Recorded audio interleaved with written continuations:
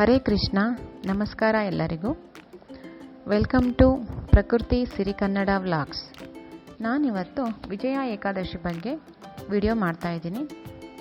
ಈ ಏಕಾದಶಿ ಕ್ರೋಧಿ ನಾಮ ಸಂವತ್ಸರದ ಮಾಘ ಮಾಸದ ಕೃಷ್ಣ ಪಕ್ಷದ ಈ ಏಕಾದಶಿ ಫೆಬ್ರವರಿ 24, 2025 ಸೋಮವಾರದಂದು ಬರ್ತಾ ಇದೆ.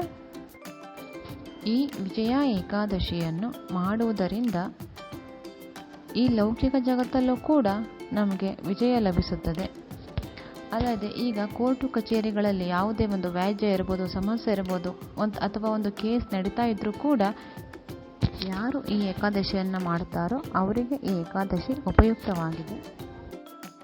ಪುರಾಣಗಳ ಪ್ರಕಾರ ಈ ಏಕಾದಶಿಯನ್ನು ಶ್ರೀರಾಮಚಂದ್ರನು ಮಾಡಿ ನಂತರವೇ ಸೇತುವೆ ನಿರ್ಮಿಸಿ ಸೀತೆಗಾಗಿ ಯುದ್ಧ ಮಾಡಿ ಗೆದ್ದು ಅಯೋಧ್ಯೆಗೆ ಬಂದು ಸಿಂಹಾಸನವನ್ನೇರಿದ ಅಂತ ನಾವು ಪುರಾಣಗಳಲ್ಲಿ ಓದಬಹುದಾಗಿದೆ. ಈ ವಿಜಯ ಏಕಾದಶಿ ಮಾಡುವುದರಿಂದ ಈ ಲೌಕಿಕ ಜಗತ್ತಲ್ಲೂ ಕೂಡ ನಮಗೆ ವಿಜಯ ಲಭಿಸುತ್ತದೆ. ಕೇವಲ ಇದೊಂದು ಏಕಾದಶಿ ಮಾಡೋದ್ರಿಂದ ನಮಗೆ ವಿಜಯ ಸಿಗುತ್ತೆ ಅಂತ ಅಲ್ಲ, ಎಲ್ಲ ಏಕಾದಶಿಗಳು ನಮಗೆ ವಿಜಯವನ್ನು ತಂದುಕೊಡುತ್ತವೆ, ಜಯವನ್ನು ತಂದುಕೊಡುತ್ತವೆ. ಅಲ್ಲದೆ ನಮ್ಮ ಪಾಪವನ್ನು ಪರಿಹರಿಸುತ್ತವೆ. ಎಲ್ಲ ಏಕಾದಶಿಗಳು ಕೂಡ ನಮ್ಮನ್ನು ಮರಣದ ನಂತರ ಭಗವಂತನ ಲೋಕಕ್ಕೆ ಸೇರಿಸುತ್ತವೆ. ಕೇವಲ ಏಕಾದಶಿ ಕತೆ ಕೇಳಿದ್ರೇ ಸಾಕು, ನಮಗೆ ಪುಣ್ಯ ಪ್ರಾಪ್ತಿಯಾಗುತ್ತೆ. ಹಾಗೆ ವಾಜಪೇಯಿ ಯಾಗದ ಫಲ ದೊರೆಯುತ್ತದೆ. ಇನ್ನು ಆ ಏಕಾದಶಿನ ನಾವು ಆಚರಣೆ ಮಾಡಿದರೆ ನಮಗೆಷ್ಟು ಪುಣ್ಯ ಮತ್ತು ಫಲಗಳು ದೊರೆಯಬಹುದಲ್ವಾ. ಶಾಸ್ತ್ರಗಳೇ ಸಾರುವಂತೆ ಏಕಾದಶಿ ವ್ರತಕ್ಕಿಂತ ಹೆಚ್ಚಿನ ಪುಣ್ಯವನ್ನು ತಂದುಕೊಡುವ ಅಥವಾ ನಮ್ಮ ಪಾಪವನ್ನು ಪರಿಹರಿಸುವ ವ್ರತ ಮತ್ತೊಂದಿಲ್ಲ. ಈ ಏಕಾದಶಿ ಆಚರಣೆಯನ್ನು ನಾವು 3 ದಿನಗಳ ಕಾಲ ಮಾಡಬೇಕಾಗ್ತದೆ. ಆ 3 ದಿನಗಳು ಕೂಡ ನಾವು ಮಾಂಸಾಹಾರವನ್ನು ಸೇವನೆ ಮಾಡಬಾರದು. ಹಾಗೆಯೇ ಆ 3 ದಿನಗಳು ಕೂಡ ಬ್ರಹ್ಮಚರ್ಯವನ್ನು ಪಾಲಿಸಬೇಕು. ಮೊದಲನೇದಾಗಿ ಏಕಾದಶಿ ಹಿಂದಿನ ದಿನ ದಶಮಿ ಆಚರಣೆ.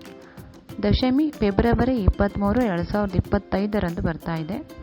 ಆ ದಿನ ಕೇವಲ ಒಂದು ಹೊತ್ತು ಮಾತ್ರ ಊಟ ಮಾಡಬೇಕಂತ ಇದೆ. ಮತ್ತು ಏಕಾದಶಿ ದಿನ ಅಥವಾ ಉಪವಾಸ ಮಾಡಿ ಸ್ವಲ್ಪ ಸುಸ್ತಾಗುತ್ತೆ ಅಂತ ಅನ್ನೋರು ಅವಲಕ್ಕಿ ಮೊಸರನ್ನು ಸೇವಿಸಬಹುದು.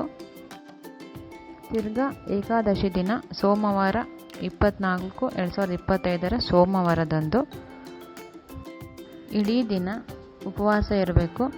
ಹಾಲು ಹಣ್ಣು ಸೇವಿಸಬಹುದು. ಮಾರನೇ ದಿನ ದ್ವಾದಶಿ ಫೆಬ್ರವರಿ 25, 2025 ಮಂಗಳವಾರ. ಅವತ್ತು ಬೆಳಗ್ಗೆ 6:50 ನಂತರ ಆಹಾರ ಸ್ವೀಕಾರ ಮಾಡಬಹುದು. ಈ ಏಕಾದಶಿಯನ್ನು ಗೋವಿಂದ ರೂಪಿ ಭಗವಂತನಿಗೆ ಅರ್ಪಿಸಬೇಕು.